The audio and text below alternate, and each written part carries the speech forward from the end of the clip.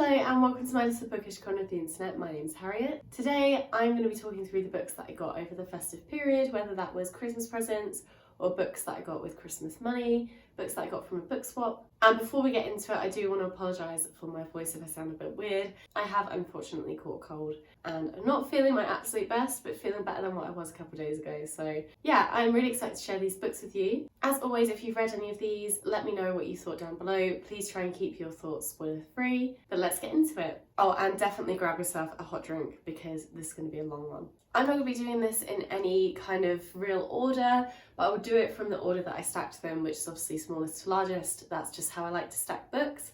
So the first book that I'll show you is The Jungle Book by Rudyard Kipling. I've never read this before. Obviously I have seen the Disney animated Jungle Book. I mean, who hasn't? If you grew up in the early 2000s then you definitely watched it. But I've never read this classic children's book. Assuming that it's the same as the Disney film, we're going to be following a young boy called Mowgli, and I believe he's raised by wolves, and it'll be kind of his adventures while he's in the jungle. Now, I'm not 100% sure when this was written, but it says that the author was born in 1865, so it is quite an old book, but just one that I've never read and I was really interested in reading, so I found it at a book swap and picked it up. It's quite a short book, so it's less than 200 pages. I'm really excited to get to this very soon. Now, the next book that I got was a beautiful present from my aunt and uncle. It is by an author that I love. Unfortunately, it is not my favourite book by this author, but the edition is absolutely stunning, and my aunt did say that she couldn't not pick it up for me because of how beautiful the front cover is. So I will be putting some kind of inserts in so you can see what it looks like close up. But it's this gorgeous edition of Mansfield Park by Jane Austen. If you've seen my videos in the past, you know my relationship with this book. I'm hoping maybe in a couple of years I can reread it and see if I have a different experience. But what a beautiful front cover. Just absolutely stunning. It's got the gold sprayed edges. Just such a beautiful book, and I've seen these absolutely everywhere and just never thought of picking them up for myself because they're kind of expensive and I already have my kind of Jane Austen collection, but this is such a beautiful book to add to that collection, so I'm extremely grateful. If you didn't know the story behind Mansfield Park, we're following a young girl called Fanny Price, and she's taken in by, I believe, her aunt and uncle to turn her into kind of a lady of class and status to try and get her married off, because the aunt and uncle don't have very high opinion of Fanny's parents. So they take her in to try and make her into a better person, and it follows her story and the people that she befriends and the people that she falls in love with. I personally didn't enjoy this when I read it. It was part of a buddy read. I've spoken about this before on my channel, but I feel like maybe in a couple of years my kind of reading tastes will change a little bit and hopefully I will enjoy this more. I'm trying to read more classics and more Jane Austens. I'm currently reading Sense and Sensibility, and I'm finding that if I can sit down and just focus on that one book, then I really enjoy it. But I've been thinking about all the other books that I've got on my shelves, all of these amazing kind of fancy epic novels. I don't enjoy it, so I need to just take a step back and start enjoying books for exactly what they are. So maybe I can do that with this book again. I don't know if I'll be reading this specific edition because I do want to keep it pretty much perfect, but yeah, what a beautiful, beautiful book. And it came with a notebook that looks exactly the same as well. Will I ever write in it? Probably not, because I will ruin it. But yeah, I'm super chuffed with this. I think it's stunning. And then I've got two books by the same author, and it is an author that I've never tried before, but I know a lot of people on Bookstagram and BookTube rave about this author's writing, and that is Matt Haig. So I got How to Stop Time, and I also got the classic Midnight Library that everyone talks about. These were both from a charity shop in Oundle. Oundle is such a beautiful little kind of oldie town. It's very tiny, but they have an Oxfam bookstore there, and all of the books in there are always very beautiful and very well looked after. So I was really happy to find both of these. I believe they're £1.50 each. I don't know much about both of them, so I'll read the synopsis. So for How to Stop Time, Tom Hazard has a dangerous secret. He may look like an ordinary 41-year-old history teacher, but he's been alive for centuries. From Elizabethan England to Jazz Age Paris, from New York to the South Seas, Tom has seen it all. As long as he keeps changing his identity, he can stay one step ahead of his past and stay alive. The only thing he must not do is fall in love. So I feel like this is going to be extremely cute, and we're going to see loads of different kind of time periods, which I think will be very interesting. Again, I've not tried this author before, but everyone always says that his novels are very interesting. So yeah, I'm excited for this one. And then the synopsis for the Midnight Library, although I'm sure most of you already know what it is about. Nora's life has been going from bad to worse. Then at the stroke of midnight on her last day on Earth, she finds herself transported to a library. There she's given the chance to undo her regrets and try out each of the other lives she might have lived. Which raises the ultimate question. With infinite choices, what is the best way to live? So both of these seem like they're going to be kind of almost like a magical realism, very fantastical, but set in a world that we recognise and that we can relate to. And I think it's going to be touching a lot on human nature and relationships and things like that, which I'm very interested in. So yeah, I'm really happy that I picked both of those up. Oh, I forgot to mention that from this point on, all of the books that I'm going to show you are actually secondhand. I either got them at charity shop or a book swap, which I will tell you as I kind of go through them. The next book I'm going to show you was a gift from my lovely boyfriend. He got it for me for Christmas, and he found it secondhand, which is incredible, and thought it would be something I'd really enjoy reading, which, spoiler alert, I absolutely loved it. I've spoken about this before. I read it in December and absolutely adored it. So I got it on Christmas Day, and I think I read it all within Boxing Day. But that is Fahrenheit 451 by Bradbury. This is kind of set in a dystopian society. We're following a firefighter, but firefighters in this world actually burn books. So rather than putting out fires, they start them. And we're following this firefighter as he kind of wakes up and questions why on earth they are doing this. And it is just very thought-provoking, extremely scary, and relates a lot to modern day society, and it was very interesting. I had a wonderful time with it. If you enjoyed, I hate to say it, 1984, and if you enjoyed Brave New World, I feel like you'll really enjoy this one. It's very easy to read. But yeah, I'm chuffed to have this, and I will definitely be rereading it in the future. And then again, we've got two books by the same author, who I also haven't read before, and that is David Nicholls. So I got Start of a 10, and then I got this edition of One Day. Now I have picked up One Day before, but it was not a very nice front cover. It was made for like a book club, so the front cover was tiny, and then it was just like black around the sides, and I didn't like it, so I'm going to be redonating that one, whether I take it to a book swap or to a charity shop. So I got this edition because I found this edition in the charity shop of Starter for 10, and I thought it'd be nice to have them both the same. Again, I don't know too much about either of these. I have just heard very good things about them, and I did actually used to own both of these books when I was a teenager, but I never read them. So I think it's high time that I probably got to them, and I've been really into books that are more romantic and focusing in on people and relationships and things like that. So Starter for 10, I'm going to read the synopsis to you. 1985. First-year student and Kate Bush fan Brian falls for the beautiful University Challenge queen Alice Harbinson in a brilliant comedy of love, class, growing up, and the all-important difference between knowledge and wisdom. That doesn't really tell me an awful lot about this book, but I'm just going to read it and see what happens. And then I know a little bit more about One Day because there was that film that came out. I believe it has Anne Hathaway in it. Personally, I've actually never watched it, but I kind of know the rough story. But I'll read the synopsis to you anyway. 15th of July, 1988. Emma and Dexter meet on the night of their graduation. Tomorrow they must go their separate ways. So where will they be on this one day next year, and the year after that, and every year that follows? Yeah, so I believe that it focuses on that one day each year for 20 years, and it's following these two people. I think it's a romance. I don't know much about this author's writing, but the synopsis has given me kind of Sally Rooney vibes. I don't know if I'm completely misinterpreting that, but that's how I feel about this, and I'm really enjoying Sally Rooney at the moment. So yeah, I think this will probably be the first one that I read, and then I'll read Start for 10 just because this one's calling to me a bit more, and I'll see how I get on with the author's writing. But yeah, I actually really like the front cover as well. I think it's kind of cute. The next book is another charity shop find, and you know what, this has been on my Amazon wishlist for a really long time, but I don't remember who recommended it to me because I wouldn't have found this on my own. But it's been on there for about a year, and that is The Crimson Petal and the White by Michael Flavour. I must have read a book that gave off similar vibes, and then someone recommended that I read this, because I cannot think where I would have heard about it. And I honestly didn't know the synopsis. I obviously must have read it when I put it on my wish list and thought, yeah, that sounded good. But I saw this in the charity shop and thought, I really recognise that title. And then I looked at the front cover and I was like, yeah, that is on my wish list, but I can't remember why.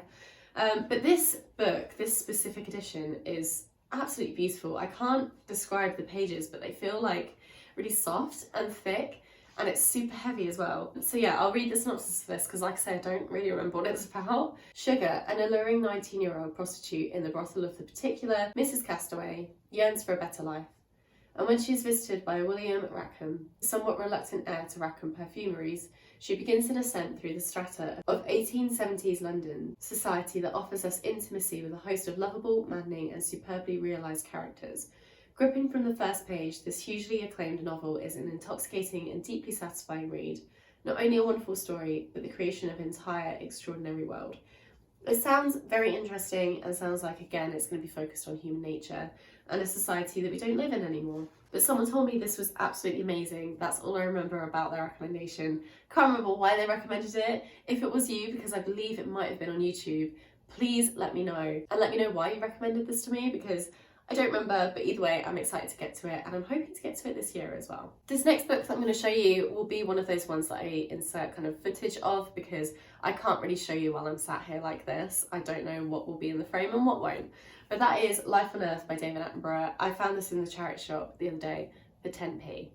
10p. It's hardback, and it's literally got pictures on the inside of it. So yeah, I'll insert some clips.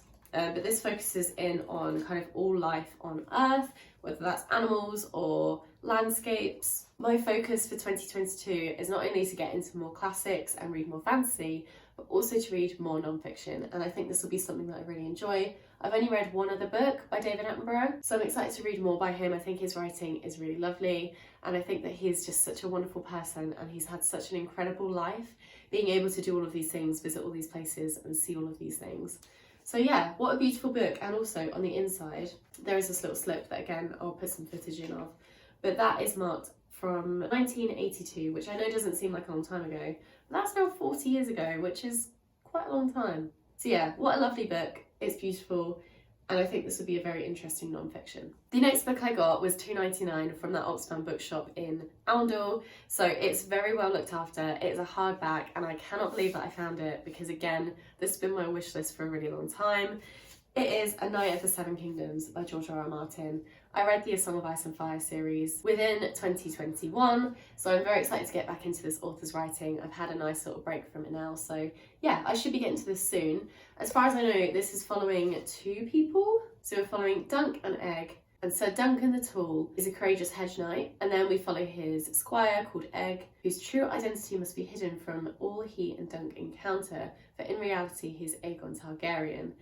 This is going to be so interesting and will give me a really nice insight history into the land that A Song of Ice and Fire is set in. It's quite a big chunky boy, but I am really excited to get into this. I just mentioned that I want to read more fantasy because I know that it's a genre that I love, and I'm really craving fantasy at the moment, so hopefully I'll get to this very soon. And then the last book that I'm going to show you, I got a book swap, and I wasn't sure if I was going to pick it up or not, but I thought, you know what? I've heard a lot about it, let's just give it a go. And that is Shiggy Bane by Douglas Stewart. Again, this is one of those books that I don't know too much about, but I know that everyone has been talking about it.